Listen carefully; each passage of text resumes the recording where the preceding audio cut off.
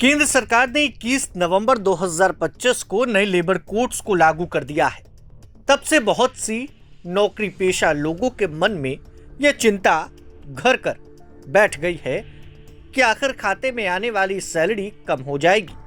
यह डर इसलिए पैदा हुआ है क्योंकि इसका एक नियम यह कहता है कि बेसिक सैलरी और उससे जुड़े हिस्से कुल सैलरी का कम से कम आधा होना चाहिए। लोगों ने सोचा कि अगर बेसिक सैलरी बढ़ेगी तो प्रोविडेंट फंड की कटौती भी बढ़ जाएगी, जिससे हाथ में आने वाली सैलरी घट जाएगी।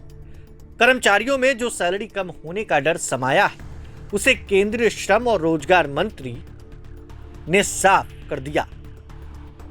मंत्रालय ने कहा कि यह डर गलत है।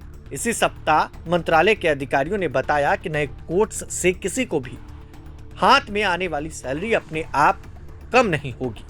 इसकी मुख्य वजह यह है कि पीएफ की गणना कैसे होती है। नए वेतन ढांचे के तहत अगर किसी कर्मचारी की बेसिक सैलरी बढ़ती भी है तो पीएफ का योगदान मौजूदा 15,000 रुपए की वैधानिक सीमा पर ही होता रहेगा, जब तक कि नियोक्ता और कर्मचारी दोनों स्वेच्छा से इससे ज्यादा राशि पर पीएफ की गणना करने का विकल्प ना चुने। यही सीमा ज्यादातर नौकरी पेशा लोगों के लिए मायने रखती है। जब तक पीएफ 15,000 रुपए पर सीमित है, तब तक हर महीने की कटौती उतना ही रहेगा। मंत्रालय ने इस बात पर भी जोर दिया कि नए कानून में ऐसा कुछ भी नहीं है जो पीएफ की गणना सैलरी पर करने के लिए मजबूर करे। इसे और आसानी से समझने के लिए मंत्रालय ने एक सीधा सा उदाहरण दिया। मान लीजिए एक कर्मचारी की मासिक सैलरी 60,000 रुपए है।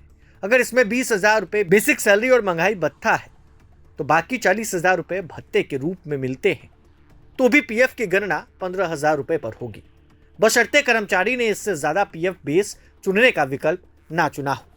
पुराने नियमों और नए कोड्स के तहत पीएफ का योगदान एक जैसा ही रहता है। नियोक्ता 1,800 रुपए का योगदान करता है और कर्मचारी भी 1,800 रुपए का योगदान करता है। मगर इन सबके बीच चर्चा होने लगी है कि क्या सैलरी घटेगी। इसको हमने आपको विस्तार से समझाया है। आपको यह वीडियो कैसा लगा कमेंट बॉक्स में बताना बिल्कुल भी ना भूलें। आपका बहुत बहुत शुक्रिया। प्रभातखबर.com, विश्वास वही, रफ्तार नहीं।